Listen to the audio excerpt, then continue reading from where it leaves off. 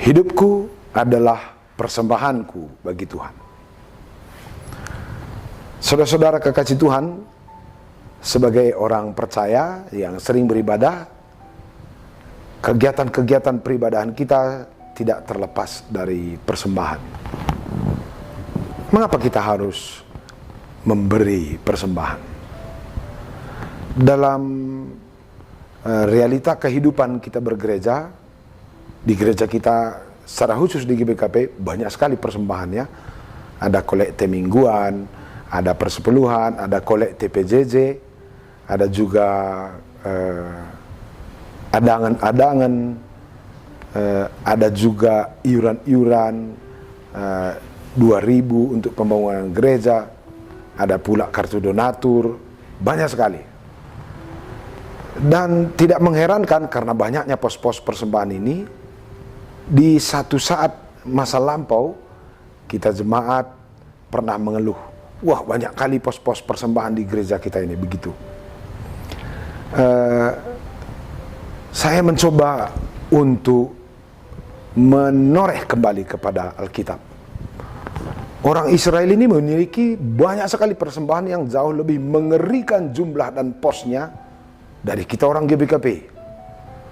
Tradisi orang Israel itu melihat segala sesuatu itu terkoneksi dengan bagaimana kita memberi rasa hormat pada Tuhan. Umpamanya, jika ada anak lahir dalam tradisi orang Israel, itu akan dipersembahkan 1 ekor anak lembu paling mantap, begitu ya.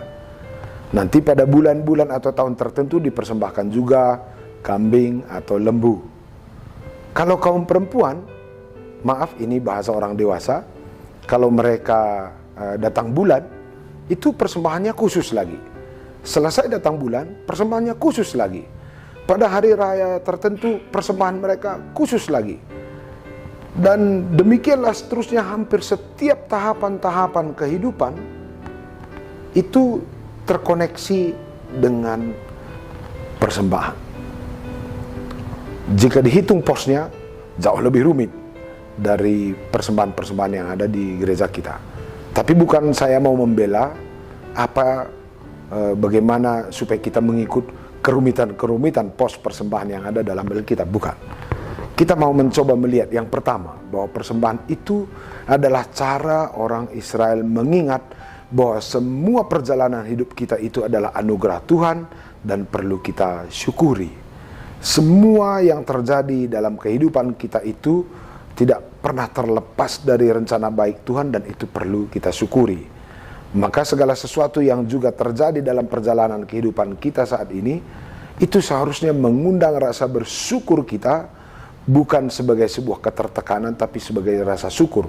Mungkin bentuk-bentuknya bisa bermacam-macam pada saat ini. Bisa dalam bentuk berdoa atau mungkin bisa dalam bentuk aktivitas-aktivitas yang merupakan penampakan syukur kita demi kemuliaan Tuhan atau demi kebaikan sesama. Salah satu bentuk persembahan yang cukup unik dalam tradisi orang Israel itu persepuluhan. Persepuluhan ini muncul dalam perjalanan sejarah orang Israel, secara khusus agak mencuat pada masa perjalanan padang gurun. Ini perlu juga kita pikirkannya. Di gereja kita GBKP ada juga persepuluhan, ada juga bagian dari persepuluhan dan macam-macam. Dan tafsiran kita terhadap persepuluhan ini juga unik-unik. Ada yang menganggapnya sebagai hitungan matematis, 1/10 dari semua penghasilan gaji bulanan, atau ada juga yang melihatnya bagian dari ya sekedar ucapan syukur karena bulan ini dapat rezeki begitu. Saya mau mengajak Bapak Ibu, teman-teman untuk memahami sedikit spirit di balik persembahan persepuluhan orang Israel yang dimulai atau paling mencuat di masa perjalanan padang gurun dari Mesir menuju tanah Kanaan. Sebagaimana kita tahu, orang Israel ini terdiri dari 12 suku. Dan di antara yang 12 itu ada suku-suku tertentu yang bekerja untuk melayani di rumah ibadah, di kemah suci. Lalu suku yang lain itu bekerja seperti biasa.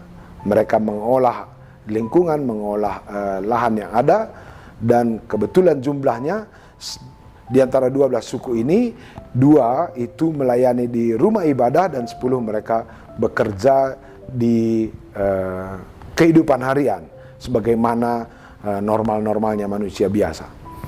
Jadi angka persepuluhan ini datang bukan secara kebetulan. Ini datang dari angka yang cukup ideologis gitu ya. 10 itu menanggung 2. Saya berpikir jika tadinya suku orang Israel cuma 5, jangan-jangan angkanya bukan 10 gitu ya. Bisa aja tadi sekitar 20% atau 30%. Angka 10 ini adalah pembagian 10 suku dan 12 suku, di mana yang 10 ini bekerja memenuhi kehidupan bangsa Israel secara keseluruhan, yang juga memenuhi kebutuhan para pelayan di rumah ibadah.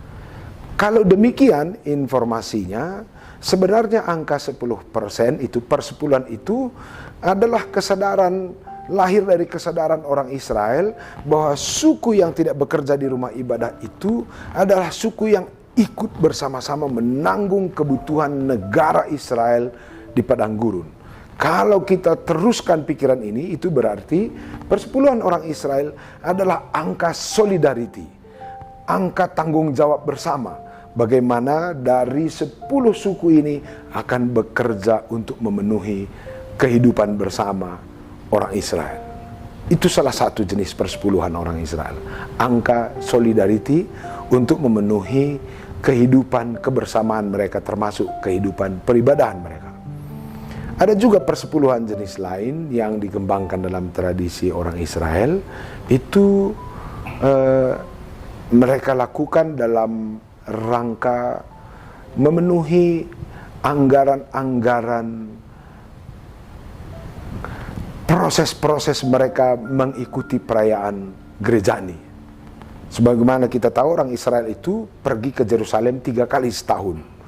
Untuk acara Paskah, untuk hari raya roti tak beragi, untuk hari raya Pondok Daun. Biaya dari 3 hari raya ini mereka juga sebut dengan persembahan persepuluhan. Jadi kalau kita perhatikan ini, persepuluhan jenis kedua ini adalah angka persembahan yang mereka hitung untuk membiayai perjalanan dan pertumbuhan rohani mereka dalam bentuk berziarah ke Yerusalem. Kalau di zaman sekarang, mungkin ini bisa kita sebut sebagai persembahan yang kita alokasikan demi pembinaan rohani keluarga, anak-anak kita, atau membeli buku-buku yang bisa membangun rohani kita. Lalu ada persembahan persepuluhan yang ketiga, itu dilakukan untuk orang-orang yang miskin, atau anak yatim piatu, atau mereka yang sudah duda atau janda. Ini angka atau persembahan yang berhubungan dengan dimensi sosial atau dimensi diakoni.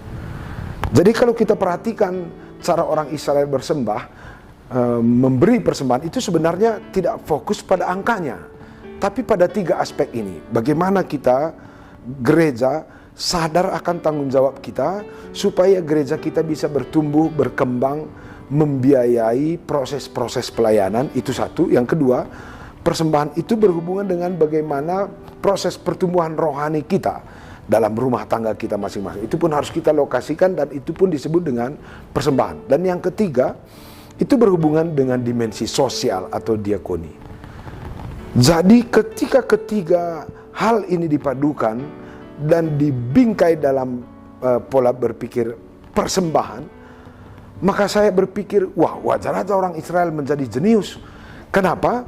Karena anak-anak mereka sejak kecil sudah dididik untuk peduli pada tanggung jawab mereka akan perjalanan kehidupan gereja.